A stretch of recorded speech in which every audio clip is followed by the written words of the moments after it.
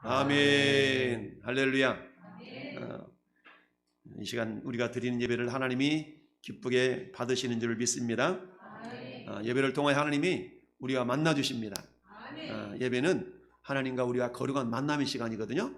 비록 눈에는 안 보이지만 천군 천사들을 하나님께서 보내셔서 예배를 방해하는 모든 어두운 요소들을 물리쳐 주시고 우리 마음 가운데 정한 마음으로 하나님을 배울 수 있도록 이 시간 불러주신 것을 참 감사합니다. 여러분, 기적이 뭘까요? 기적. 기적이라는 것은 먼 데 있는 것이 아니고요, 기적은 남의 일이 아닙니다. 바로 이 시간 저는 여러분들이 예배자로 이 자리에 있다는 것 자체가 기적입니다. 할렐루야. 한번 고백합시다. 나는 기적의 주인공입니다. 나를 기적의 주인공으로 불러주셔서 감사합니다. 할렐루야. 그렇습니다. 성경은 그렇게 말씀하죠. 하나님께서 이끌지 아니하시면 그 누구도 아버지 앞에 나올 수 없다. 할렐루야. 여러분이 의지를 가지고 이 자리에 나온 것 같지만 그 의지조차도 하나님께서 감동해 주지 않으면 나올 수 없는 겁니다. 따라서 여러분들이 이 시간 여러분의 발걸음을 통해서 이곳까지 오신 것은 이미 여러분은 기적을 경험하고 있다는 증거입니다. 할렐루야. 또한 내가 우리 하나님을 아버지라고 부를 수 있는 거. 할렐루야. 우리 육신의 아버지는 나를 떠나기도 하고 나를 버리기도 하고 그렇지만 우리 영의 아버지 되신 하나님은 우리에게 그렇게 말씀하시죠. 따라합시다. 내가 너를 버리지 아니하고 너를 떠나지 아니하리라. 그렇습니다. 우리를 버리지 아니하시고 우리를 떠나지 아니하시는 하나님께서 이 시간 우리와 함께 하십니다. 이 사실을 믿고 할렐루야. 자, 우리가 몸과 영과 혼이 이가 유기적이다라고 표현하는데 여러분, 이 몸뚱아리 안에는 뭐가 있다고요? 영혼이 있습니다. 할렐루야. 따라서 내 안에 영혼이 있다. 그 영혼이 이 시간 하나님과 교통하는 시간입니다. 할렐루야. 마치 저기 팔당 유원지에 있는 팔당 수원지에 있는 그물이 우리 교회 요 주방까지 통로로 다 연결되어 있잖아요. 수도꼭지만 탁 틀면 팔당 수원지에 있는 물이 우리 주방에서 나올 수 있어요. 마찬가지로 여러분, 저는 여러분들은 지금 이미 우리 안에 하나님이 거하시기 때문에 하나님의 말씀이 우리 안에 성령으로 파이프라인이 다 연결이 되어 있어요. 여러분들이 그 파이프라인을 트는 방법이 뭔지 아세요? 아멘이에요. 여러분, 아멘으로 수도꼭지를 틀기만 하면 하나님으로부터 여러분에게 생명이 흘러갑니다. 축복이 흘러갑니다. 놀라운 기적의 역사가 흘러갑니다. 할렐루야. 따라서 우리는 주일에 예배 시간에 뭐 하는 거냐? 수도꼭지를 트는 겁니다. 할렐루야. 수도꼭지를 트는 것이 뭐라고요? 아멘입니다. 아멘. 따라서 여러분들이 아멘에도 수준이 있다고 그랬어요. 장교 아멘이 있어. 대장 아멘이 있어. 보병의 아멘이 있습니다. 할렐루야. 그리고 6개월짜리 저기 요즘 보충력 뭡니까? 공익요원, 옛날 같으면 방이라고 그러죠? 방이 아멘이 있고, 여러분들은 장교 아멘을 하는 사람이 될 수 있길 바랍니다. 장군의 아멘. 할렐루야. 하나님은 아멘을 기뻐하셔요. 우리가 아멘 하는 것만으로 해도 사도 바울이 고린도 교회 고린도후서 1장에 말씀하시잖아요. 아멘하여 하나님께 영광을 돌리게 되는 일. 할렐루야. 무슨 말입니까? 하나님은 우리에게 뭔가를 막 주고 싶으셔요.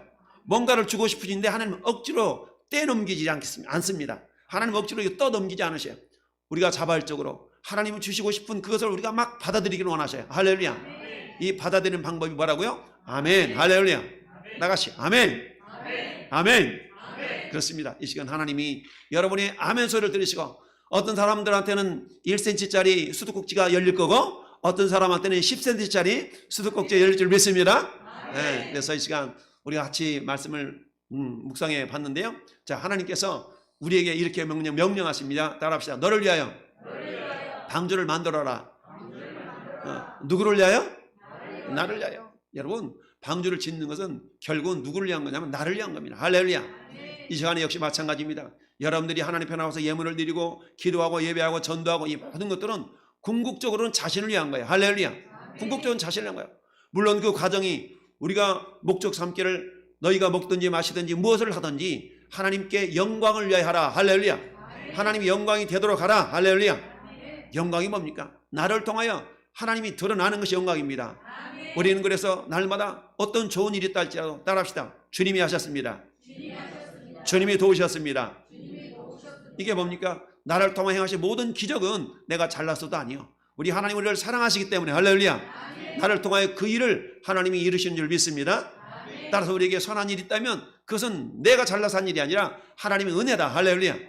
그래서 우리가 어때요? 주님이 하셨습니다라고 우리가 고백해 드릴 수가 있어야 됩니다. 한번 고백합시다. 주께서 하셨습니다. 주님이 하셨습니다.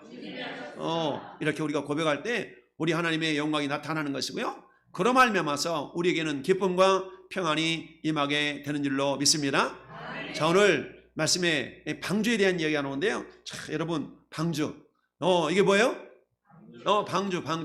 우리가 노아의 방주에 대한 이야기는 많이 듣기도 하고 영화로도 나오고 그랬습니다. 자, 저 그림이 성경에서 말하는 노아가 만들었던 방주의 모습입니다.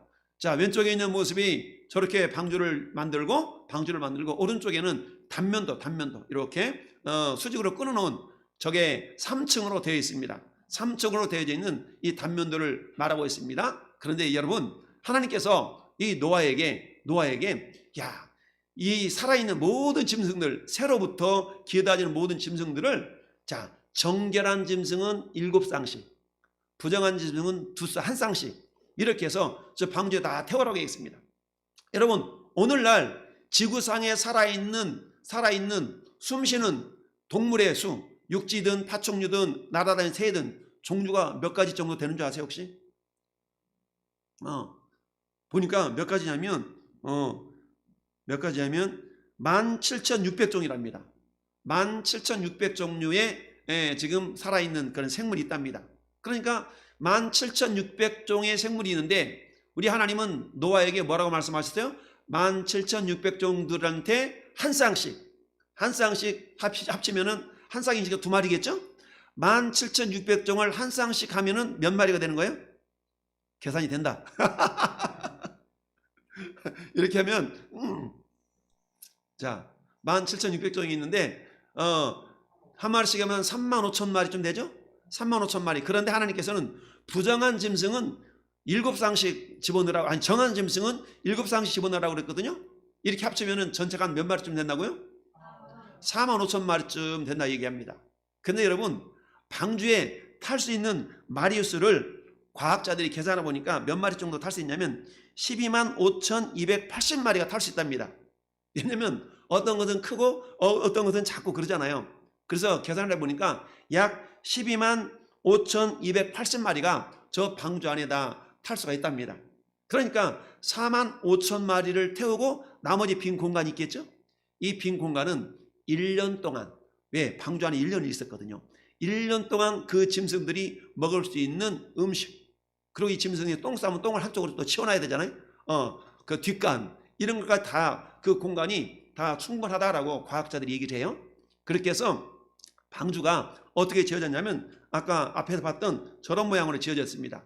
이렇게 지어져 있는데 여기 보니까 방주가 있고 이 지붕이 있고 이렇게 되어져 있습니다. 자, 이 단면이 이런 3층으로 되어져 있다라고 얘기를 했어요. 3층으로 되어져 있는 이것이, 야, 길이가 얼마쯤 되냐 보니까 15절 말씀 한번 보실까요? 15절. 내가 만들 방주는 이러하니 길이가 300규빗, 너비가 50규빗, 높이가 30규빗. 할렐루야. 자, 이렇게 규빗이라는 말은 성인 남자의 팔꿈치로부터 이 가운데 손가락 끝까지 길이를 한 규빗이라고 얘기합니다. 저는 48cm 정도 되더라고요. 그래서 우리가 계산하기 쉽게 보통 50cm를 잡거든요. 50cm를 왔다리 갔다리, 뭐 큰 사람은 55cm, 적은 사람은 45cm 이렇게 잡아요. 그래서 그렇게 계산해 보면, 자, 크게 잡으면 이 방주의 길이가 보니까 몇 cm로 나왔어요? 171m로 길이가 나타나 있어요. 그리고 너비가 28.5m, 그리고 높이는 17.2m, 이렇게 공간이 나와 있다라고 학자들이 계산을 하는데요. 저 공간 속에 17만, 아까 얘기했던 것처럼 125,280마리가 들어갈 수 있는 공간이라는 거예요. 그러니 45,000마리 정도 되는, 노아를 통하여서 하나님께서 방주로 들어가게 한 그 짐승들은 충분히 들어가고도 남음있다. 자, 또한 우리는 이해할 수 없지만 전능하신 하나님께서 노아에게 명령을 내리시고 행할 수 없는 것을 명하지는 않으시죠. 할렐루야. 행할 수 있는 것을 하나님께서 명하셨던 것을 보게 됩니다. 이처럼, 자, 오늘 함께 읽은 본능 속에 도대체 하나님은 어떤 분이시길래 이렇게 노아에게 저 커다란 방주를 만들게 했을까? 그렇게 보면, 자, 따라합시다. 하나님은 심판주이십니다. 하나님은 구원주이십니다. 여러분, 심판이라는 것은 양면성이 있습니다. 어떤 사람한테 심판이라는 것은 멸망길로 가는, 멸망을 받는 하나의 조치이지만, 그러나 어떤 사람에게는 그 심판이 구원을 얻는 그런 기회가 되는 것이죠. 할렐루야. 이게 방주를 통하여서 하나님께서 우리에게 보여주시고자 하시는 그런 내용입니다.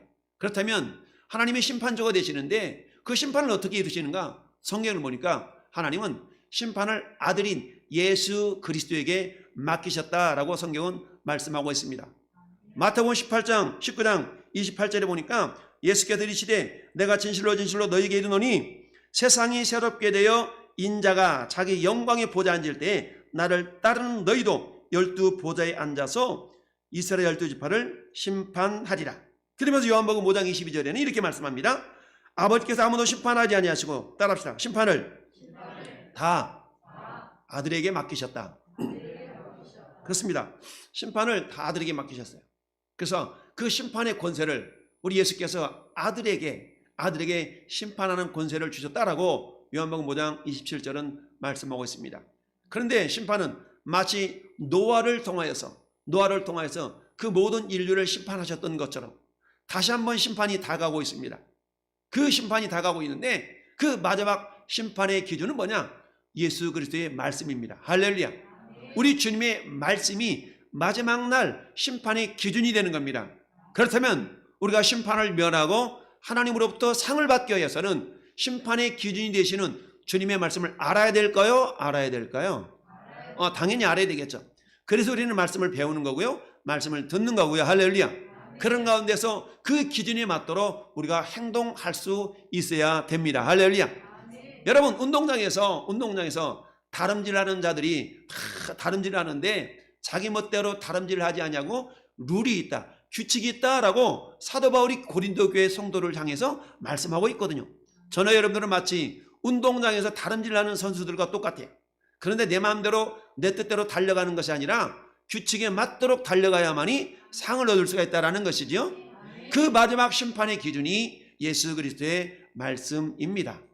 여러분, 우리가 마지막 날에 심판할 때는 반드시 우리 주님이 아무렇게나 심판하지 않으시고 당신의 기준에 따라서 그 심판의 책이 있어요.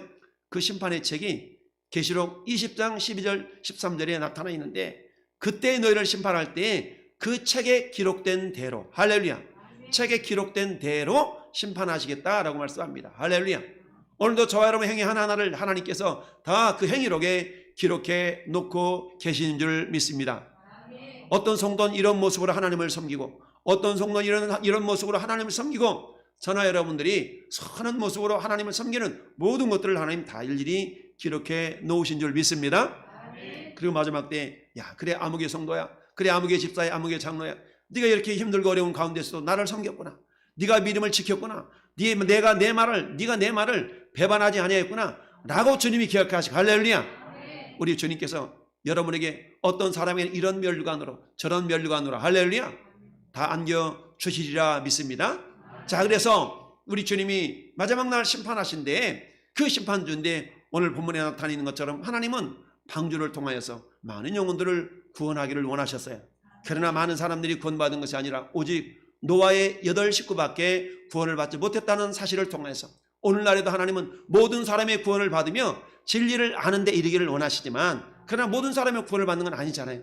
그럼에도 불구하고 하나님은 여전히 너희가 때를 얻든지 못 얻든지 복음을 전하라 라고 우리에게 명령해 주고 계십니다. 할렐루야. 자, 여러분, 오늘 우리가 방주를 아까 그림을 보았죠. 그런데 이 방주에 없는 세 가지가 있어요. 방주는 일반 배와는 달라요. 방주가 일반 배와는 다른데 특별히 다른 점이 많이 있지만 우리 세 가지만 살펴본다 그러면, 첫째, 따라합시다. 돛이 없습니다. 여러분, 돛이라는 건 뭡니까? 바람이 불 때 바람을 통해서 방향을 이렇게 움직일 수 있는 것이 돛 아니겠습니까? 그래서 우리가 어릴 때 돛담배 종이로 접어서 돛담배 만들어 본 기억이 있죠? 여러분, 돛이 없어요. 돛이 없다는 얘기는 뭐겠습니까? 아무리 바람이 불든 뭐가 된 간에 배가 물결에 따라서 움직이는 대로 갈 수밖에 없다는 얘기입니다. 여러분, 돛이 없습니다. 돛이 없어요. 두 번째, 이 방주에는 뭐가 없습니까? 닻이 없어요. 여러분, 닻이라는 게 뭡니까? 내가 쉬고 싶을 때 딱 머물 수 있는 그런 갈고리 같은 것이 저 물 밑에 쭉 내려져 가지고 배를 움직이지 않도록 고정시켜 주는 것이 닷 아니겠습니까? 세 번째는 키가 없습니다. 키가 없다는 겁니까? 방향을 잡을 수가 없다는 얘기입니다. 여러분, 이처럼 방주에는 돛도 없고요, 닷도 없고요, 키도 없어요. 어쩌면 그냥 커다란 나무 상자에 불과한 이런 모습으로 우리가 생각해 볼 수가 있습니다. 그런데 여러분, 방주가 비유하는 것이 세 가지가 있습니다. 그렇다면 이 방주가 비유하는 것이 세 가지가 있는데 이 세 가지에는 역시 세 가지가 뭐냐? 첫째, 따라서 방주는 예수 그리스도이십니다. 자, 방주가 무엇을 상징하는가? 방주는 예수님을 상징합니다. 예수님을 상징하는데 여러분, 방주는 물과 노아의 식구들을 구분하는 그런 놀라운 그런 구분점이 되어졌죠. 그래서 방주 안에 있는 사람들은 구원을 받았지만 방주 밖에 있는 사람들은 다 죽었어요. 그러니까 방주는 곧 무엇을 나타내냐면 예수 그리스도를 나타냅니다. 여러분, 예수 그리스도 안에 있는 자들은 구원을 받지만 예수 그리스도 밖에 있는 자들은 구원을 받지 못합니다. 그래서 방주는 예수 그리스도를 예표합니다. 여러분, 우리 주님이 방주를 지으시고 노아에게 뭐라고 말씀하십니까? 오늘 이렇게 말씀하십니다. 자, 너는 그 짐승들을 어떻게 드리냐? 자, 18절 같이 볼까요? 18절 시작. 그러나 너와는 내가 내 언약을 세우니 너는 내 아들들과 내 아내와 내 며느리들과 함께 방주로 들어가고. 방주로 들어가라는 얘기입니다. 방주로 들어가라. 여러분, 들어가는데 어떻게 들어가야 돼요? 어디로 들어가야 돼요?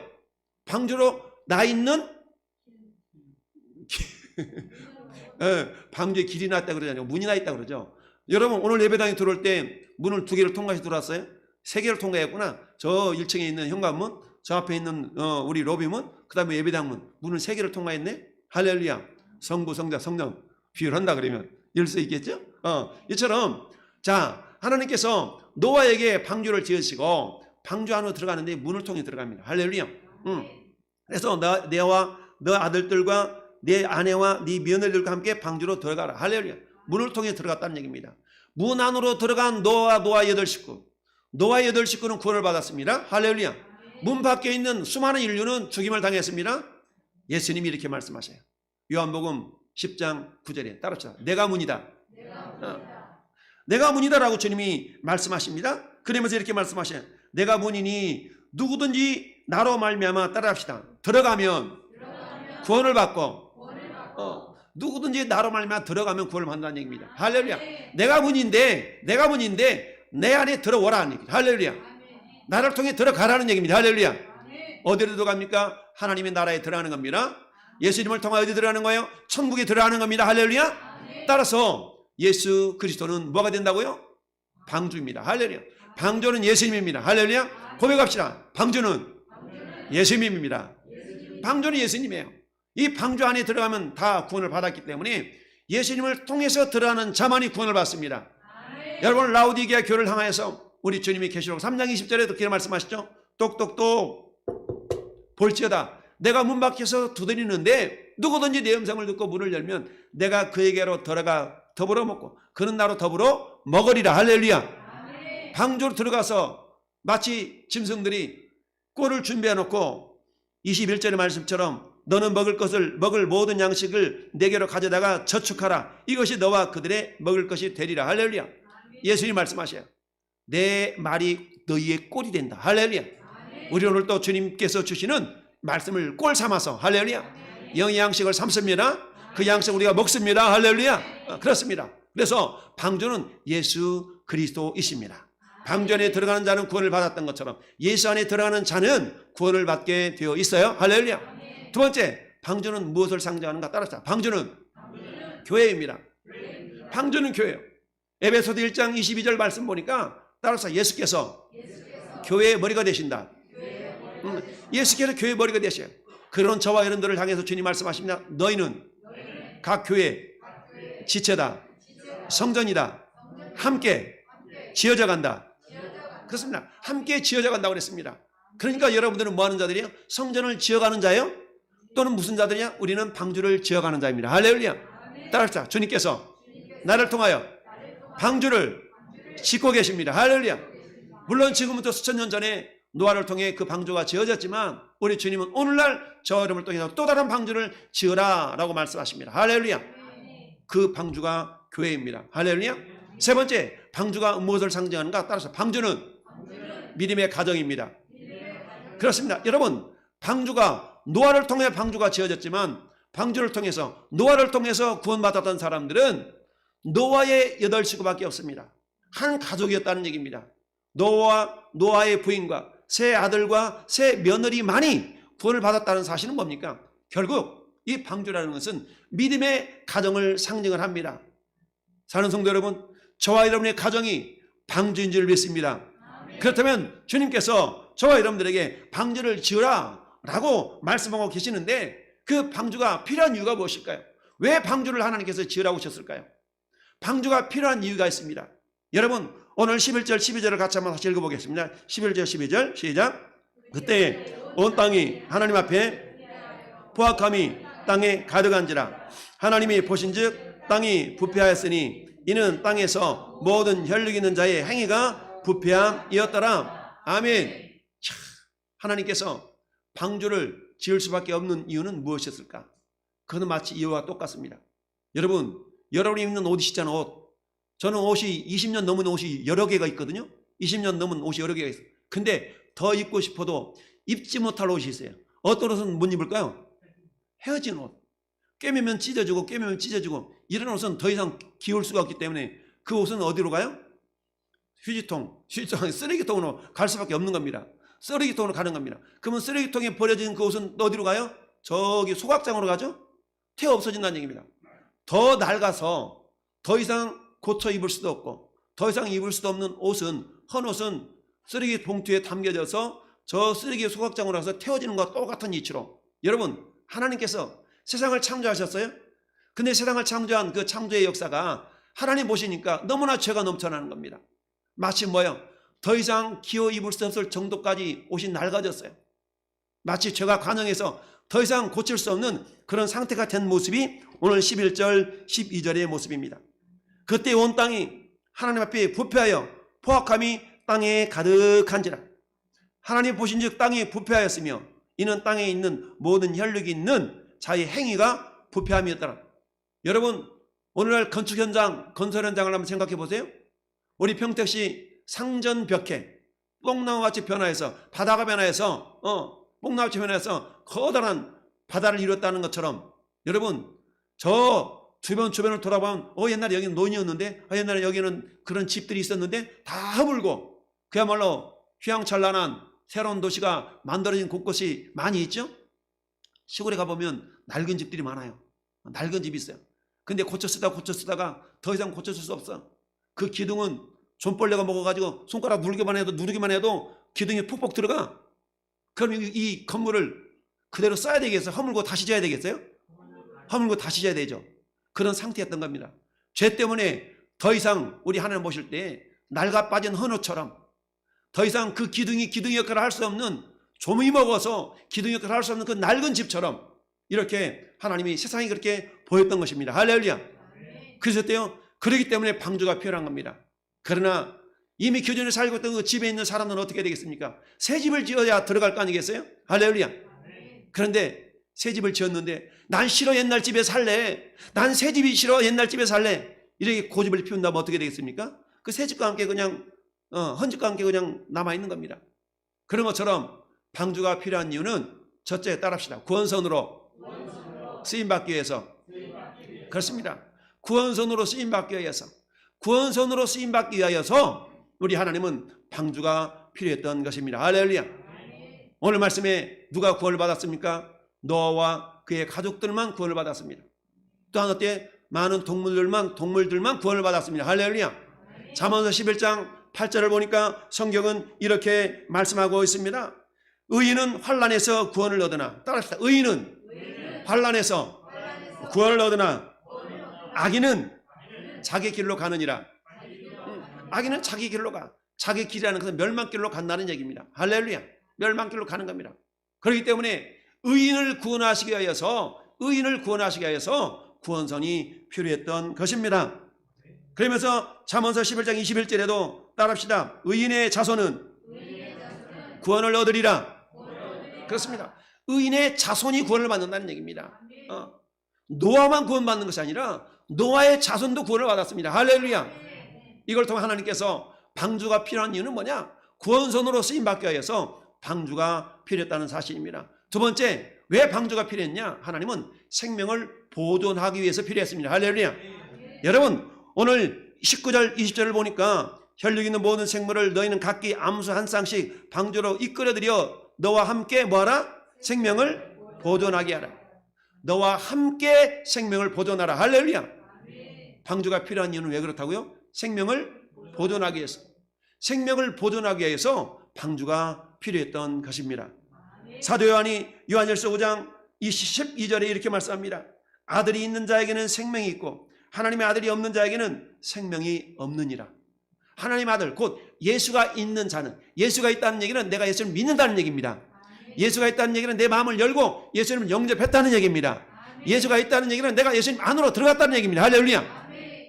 이처럼 생명을 보존하기 위해서 방주가 필요합니다. 여러분, 예수님이 방주라고 그랬어요. 그러니까 우리가 예수님 안으로 들어가는 이유는 왜 그래요? 내 생명을 보존하기 위해서입니다. 할렐루야.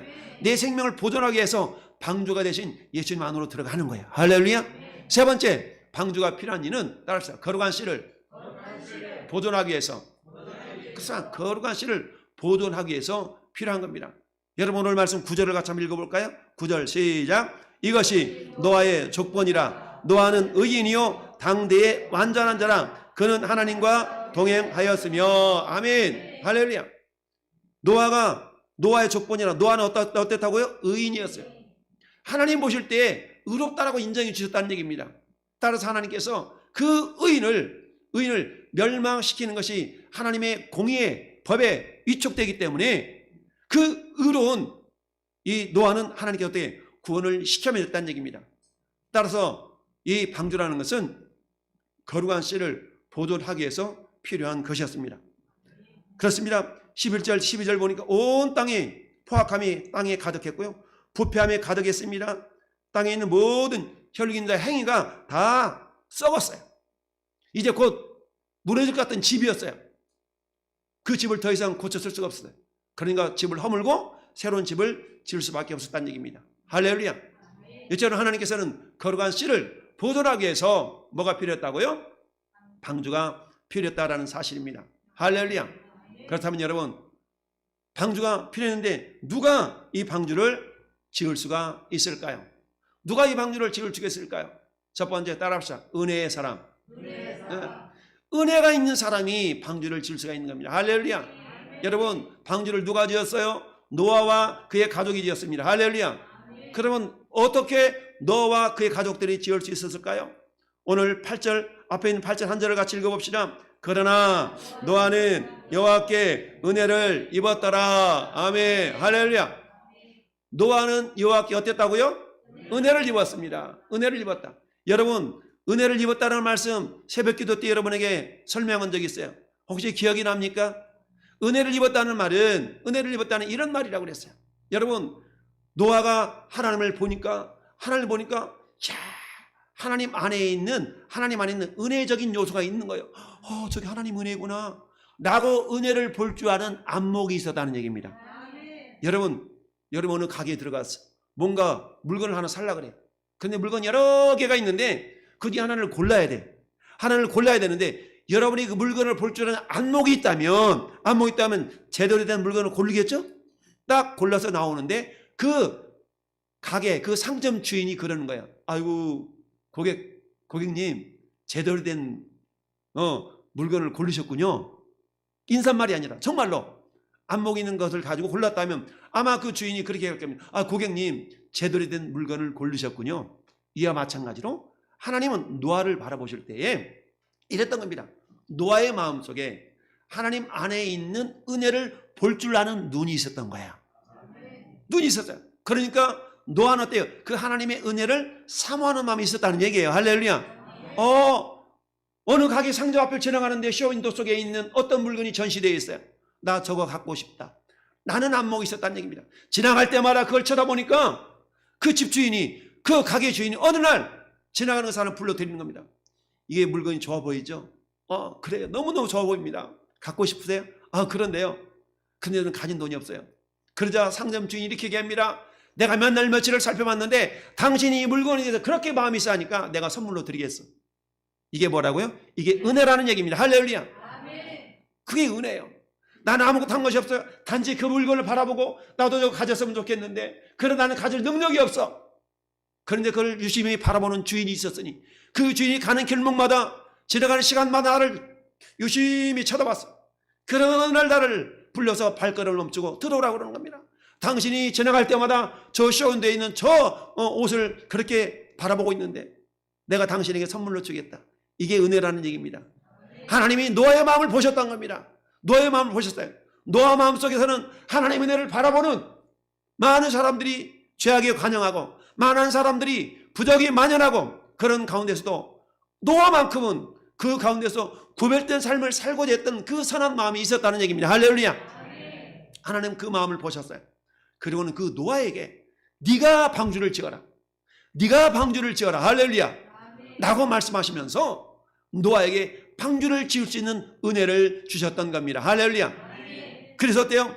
그 은혜가 임하니까 9절에 이것이 노아의 조건이라. 노아는 의인이요. 할렐루야. 여러분, 이 의인이라는 것은 의로운 건덕지가 있어서 의인이 아니라 주님은 그 마음을 보시고 너가 의로운 존재라고 인정해 주셨다라는 얘기입니다. 할렐루야.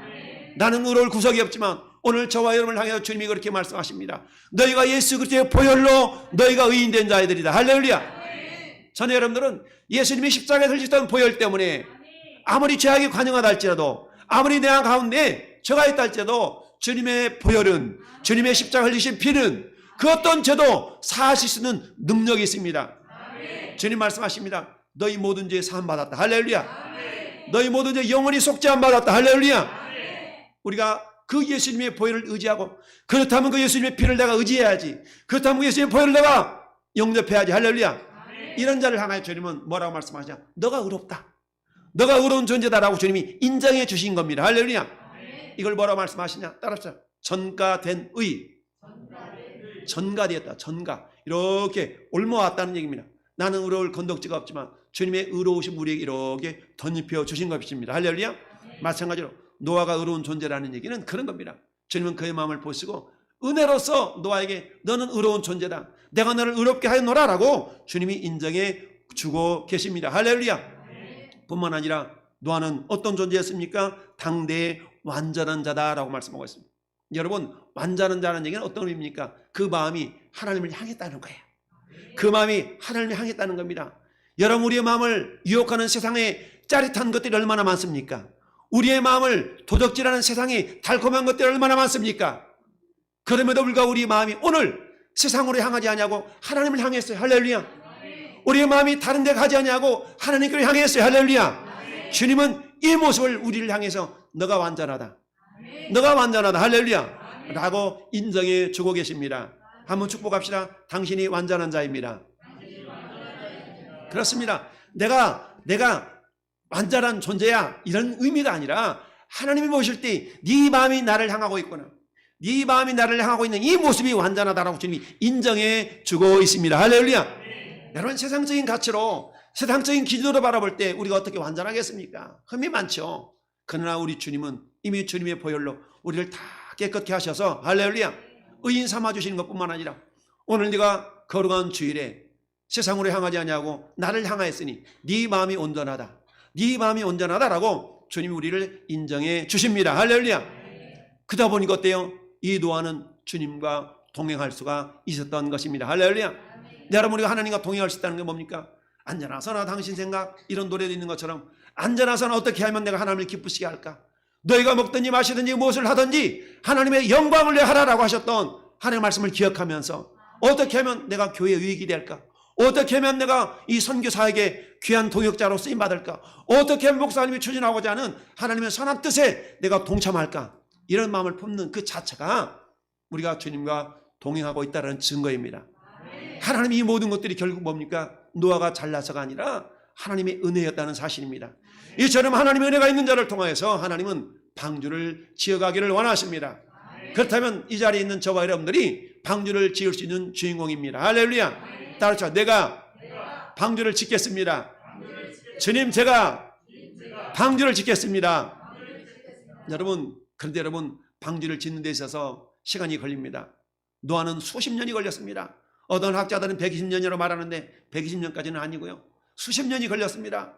여러분, 이처럼 방주를 지어가는 것은 수십 년의 세월이 걸릴 수가 있습니다. 여기에 필요한 것이 뭡니까? 절대적인 하나님을 향한 신뢰입니다. 할렐루야. 하나님을 향한 신뢰가 없다면 많은 세월 동안 하나님, 하늘 보니까 비 내릴 건덕지가 없는데요, 하나님 저기보다 아무리 그래도 비가 내리지 않는데요.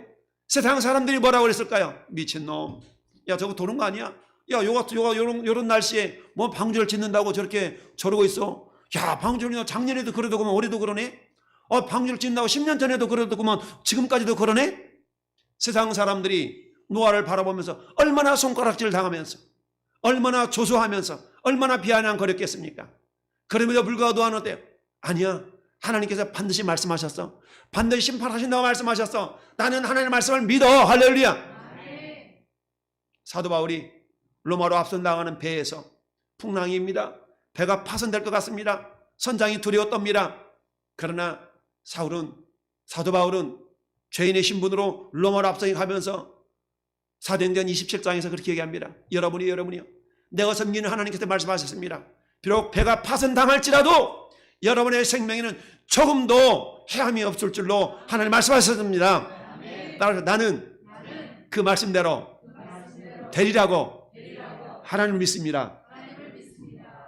여러분, 배는 파손당했지만 그 배에 타고 있었던 276명은 273명입니까? 276명입니까? 그 사람들은 다 구원을 받았다라고 성경은 말씀하고 있습니다. 할렐루야.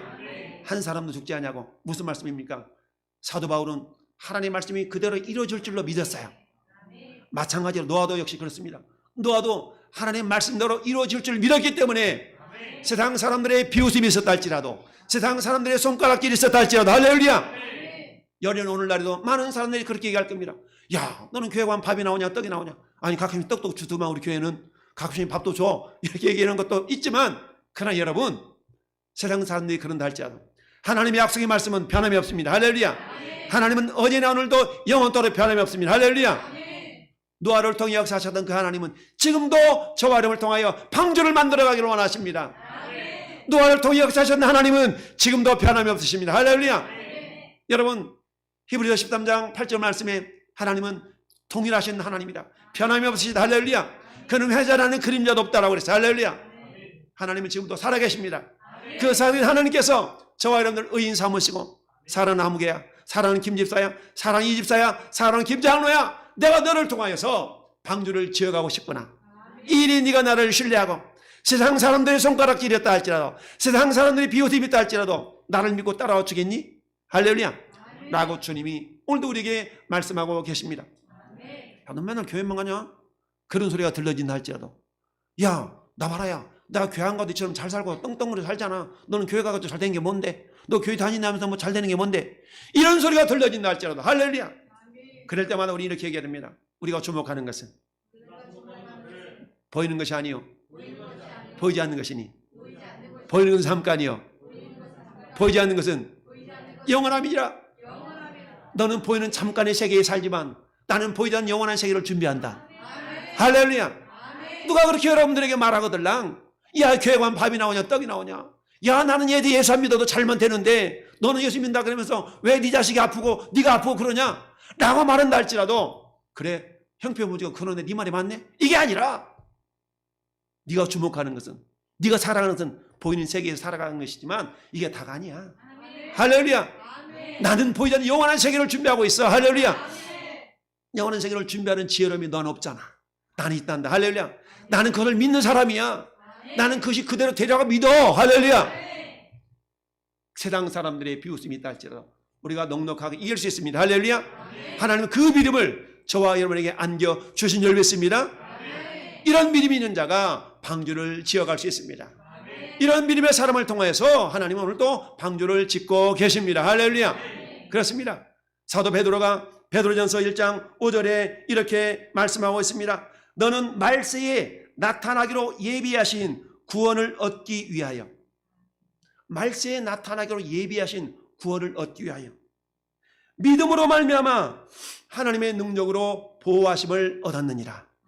노아가 그렇잖아요. 노아가 보호하심을 얻었잖아. 이게 은혜예요. 할렐루야. 마찬가지로 전에 여러분들도 어떻습니까? 반드시 주님의 심판날이 있습니다. 그때까지 하나님을 신뢰하고 우리에게 필요한 것이 뭐겠습니까? 인내가 필요하지 않습니까? 인내하는 겁니다. 인내는 믿음이 없이는 못해요. 믿음이 있기 때문에 인내할 수 있는 겁니다. 할렐루야. 그런데 여러분, 믿음과 인내는 성령의 은혜입니다. 노아에게 은혜가 임했던 것처럼 하나님은 또 성령을 통하여 우리에게 은혜를 허락해 주십니다. 성령의 은혜가 임했습니다. 그래서 성령의 열매 중에 오래 참음이라는 것이 있는 거예요. 할렐루야. 오직 성령의 열매는 사랑과 희락과 화평과 오래 참음과, 할렐루야, 인내할 수 있는 것은 믿음이 없으면 못해요. 근데 그 믿음조차도 은혜예요. 할렐루야. 오래 참을 수 있는 것도 은혜입니다.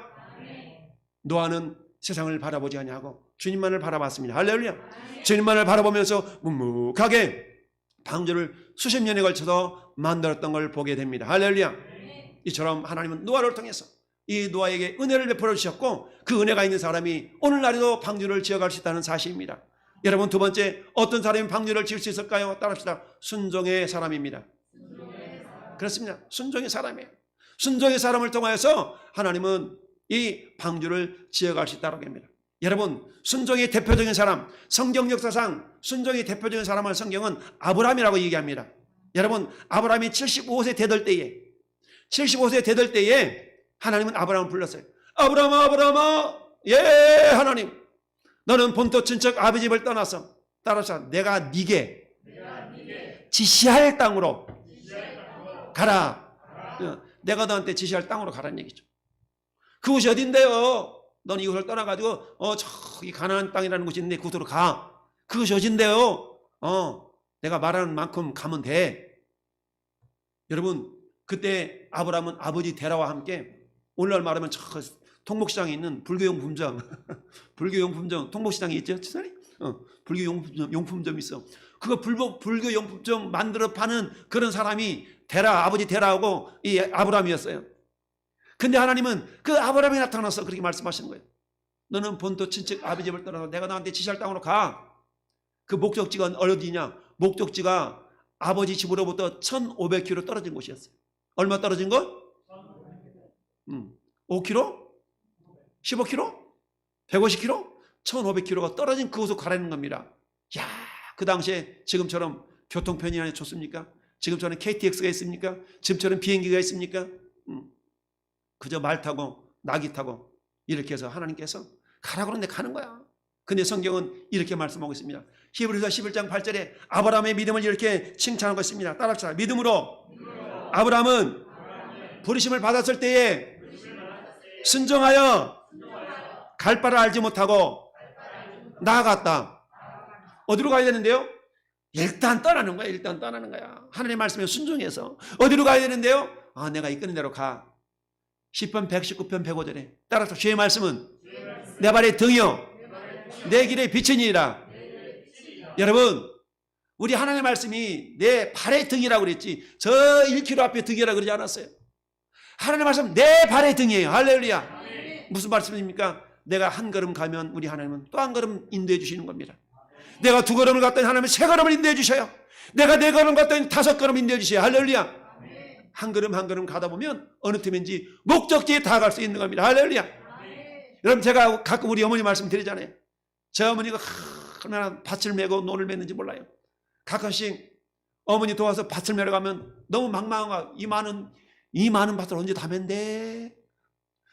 그러면 우리 어머니 이렇게 말씀해요. 누나 겁내지 말아라. 이 누나 겁내지 마라. 이내 손이 다 해내마. 누나 겁내지 마라. 이내 손이 다 해내마. 우리 어머니 말씀 지금도 기억이 나. 같이 들어가면 먼저 이거 달라 그래. 아들아 걱정 마. 누나 겁내지 마라. 이내 손이 다 해내마. 눈은 보여지니까 겁나는 거야. 근데 손은 그냥 꾸역꾸 해나가다 보니까 어느 틈인지 이제 다 끝나다는 거야. 할렐루야. 마찬가지입니다. 순종의 사람은 할렐루야. 아브라함이 그랬습니다. 갈 바를 알지 못했어요. 어디로 가야 되는데 하나님? 한 걸음만 가봐. 왔는데 왔지? 잘했어. 한 걸음만 더 가봐. 하나님. 그러다 보니까 어느 틈인지 성경이 이렇게 말씀합니다. 창세기 12장에 따라합시다. 마침내 가나안 땅에 이르렀더라. 이야, 마침내 하나님 한 걸음 한 걸음 인도하셔서 마침내 목적지까지 인도하신 하나님. 할렐루야. 우리도 마찬가지예요. 하나님 언제나 그 일을 다 이룰 수가 있대요. 하나님 왜 나한테만, 왜 우리 가정에만, 왜 우리 교회만? 그런 하나님 말씀하셔. 아니야, 때가 있어. 할렐루야. 때가 있어. 할렐루야. 그러면서 마침내 그날이 옵니다. 할렐루야. 그때까지는 절대적으로 하나님을 신뢰하고, 둘째 하나님을 절대적으로 순종하고. 할렐루야. 절대적인 하나님의 신뢰와 하나님의 순종이 필요합니다. 여러분, 히브리서 기자가 이렇게 말합니다. 히브리서 13장 17절에 이렇게 얘기하고 있습니다. 따라합시다. 너희를 인도하는 자에게 순종하고 복종하라. 그렇지 아니하면 너희에게 유익이 없느니라. 순종하고 복종하라는 얘기입니다. 할렐루야. 이해가 되면 순종합니다. 이해가 안 되면 복종하는 겁니다. 할렐루야. 하나님의 뜻은요, 순종과 복종을 통해서 이루어지는 겁니다. 그건 아닌 것 같은데요. 아니요. 하나님의 생각이 우리 생각보다 크다. 여러분, 이사야 55장 10절 말씀 보니까 그렇게 말씀하고 있습니다. 내 생각은 너희 생각과 다름이 하늘이 땅보다 높음 같이 그러하다. 할렐루야. 여러분, 우리는 하나님을 온전하게 이해할 수는 없지만 그러나 믿음으로 순종해 나가는 겁니다. 할렐루야. 어떻게 노아가 하나님을 이해할 수 있었겠어요? 그러나 노아는 절대적으로 하나님을 신뢰했던 겁니다. 할렐루야. 반드시 언젠가는 하나님께서 그 말씀대로 이루실 날이 있겠지 라고 하면서 수십 년 동안 세상의 비아냥거림 속에서, 세상의 손가락질 속에서도 기죽지 아니하고 하나님만 바라보고 나왔습니다. 할렐루야. 순종의 사람이 방주를 지을 수가 있는 것입니다. 세 번째 따라합시다. 믿음의 사람. 믿음의 사람이 방주를 지을 수가 있는 겁니다. 하나님은 이 노아를 향해서 히브리서 11장 7절에 노아의 믿음을 이렇게 말씀하고 있습니다. 따라합시다. 믿음으로 노아는 아직 보이지 않는 일에 경고하심을 받아 경외함으로 방주를 준비하여 그 집을 구원하였다. 여러분, 노아는요 아직 보이지 않는 일에 경고하심을 받았어. 보이지 않는 일에 경고함을 받았어. 야, 내가 언젠가 반드시 지금 죄악이 너무 꽉 차가지고 내가 멸망시켜야 되겠다. 근데 너는 방주를 만들어놔. 할렐루야. 네. 여러분, 노아가 방주를 다 만들고 짐승을 다 태우고 어땠습니까? 돛도 없어요. 닷도 없어요. 키도 없어요. 무슨 말씀입니까? 아버지, 내가 주님만 바라보나이다. 할렐루야. 주님의 가라시는 대로 가겠나이다. 주님이 멈추라고 하는 곳에 멈추겠나이다. 할렐루야. 이처럼 마찬가지입니다. 주님이 이끄시는 대로 가는 겁니다. 주님이 멈추라고 하는 데서 멈추는 겁니다. 할렐루야. 주님의 방향을 이끄신 대로 순종해 나가는 겁니다. 할렐루야. 이것이 교회요. 이것이 가정이요. 할렐루야. 이것이 주님의 몸된 교회의 모습인 겁니다. 여러분, 마찬가지. 교회라는 것은 세 가지가 없어야 돼요. 첫째, 뭐가 없어야 된다고요? 돛이 없어야 됩니다. 닻이 없어야 돼요. 키가 없어야 돼요. 왜요? 주님이 교회의 선장이시기 때문입니다. 주님이 이끄시는 대로 가는 겁니다. 할렐루야. 주님이 멈춰라 하면 멈추는 겁니다. 주님이 가라 하면 가는 겁니다. 할렐루야. 내 뜻과 내 생각이 다르다 할지라도 주님이 가라면 가는 것이 교회입니다. 여러분, 믿음의 가정도 마찬가지입니다. 저는 여러분들이 믿음의 가정을 꾸리고 있는 줄 믿습니다. 이 믿음의 가정은 주님이 선장이셔요. 할렐루야. 주님이 가라면 가는 겁니다. 주님이 멈춰라 멈추는 겁니다. 이처럼 믿음의 가정을 통해서 오늘 성경은 말씀합니다. 노아가 의인으로서 제대로 된 믿음을 가졌더니 노아의 아내와 노아의 세 자식과 노아의 세 며느리가 구원을 받았던 것처럼, 여러분, 루아디라 감옥에서, 루스드라 감옥에서 사도 바울과 실라가 감옥에 갇혔을 때에 간수장이 구원받았던 걸 우리는 기억합니다. 여러분, 사도행전 16장 31절에 내가 어떻게 하여야 구원을 받으리까? 라고 간수장이 사도 바울 앞에 무릎을 꿇었을 때에 사도 바울이 이렇게 얘기합니다. 주 예수를 믿으라. 그리하면 너와 내 집이 구원을 받으리라. 할렐루야. 따라서 너와 내 집이 구원을 받으리라. 할렐루야. 여러분, 아직도 나 때문에 아주 우리 가정에 믿지 않는 사람이 있습니까? 낙심하지 마세요. 나를 통하여서 하나님이 그 일을 이루어 가십니다. 나를 통하여 구원을 이루고 계십니다. 할렐루야. 구원의 역사는 현재 진행형입니다. 완전하지 않습니다. 여러분, 성전이라는 것은 지어져 간다고 그랬어요. 여러분, 에베소서 2장 22절에 함께 지어져 가느니라. 할렐루야. 주님 오실 때 우리가 지을 성전은 완성이 될 줄 믿습니다. 하나님은 오늘 또 저와 여러분을 향해서 아무개 집사야, 네가 방주를 지어라. 그러나 주님은 홀로 두지 아니하십니다. 할렐루야. 함께 지어져 갈 수 있도록 돕는 자를 붙여주십니다. 할렐루야. 오늘도 우리 왕성교회는 성전으로서, 방주로서 저와 여러분의 섬김을 통하여 지어져 가는 줄 믿습니다. 어떻게 해요? 무엇을 위하여서? 구원선으로서 우리가 지어져 갑니다. 할렐루야. 생명을 보존하기 위해서 지어집니다. 할렐루야. 거룩한 씨를 보존하기 위해서 우리 왕성교회는 구원선으로 지어져 가고 있습니다. 우리 왕성교회는 저와 여러분들처럼 방주로 지어져 가고 있습니다. 여러분의 가정도 방주로 지어져 가고 있습니다. 할렐루야. 그 일에 저는 여러분들이 쓰임받고 있는 줄 믿습니다. 하나님, 나에게 은혜를 주셔서 이 일에 동참할 수 있게 하시니 감사합니다. 하나님, 나에게 은혜를 주셔서 순종할 수 있도록 해주시니 감사합니다. 하나님, 나에게 은혜를 주셔서 믿음으로 반응할 수 있도록 역사해 주시니 감사합니다. 우리 오늘 다 같이 한번 기도할 때 하나님, 그 은혜,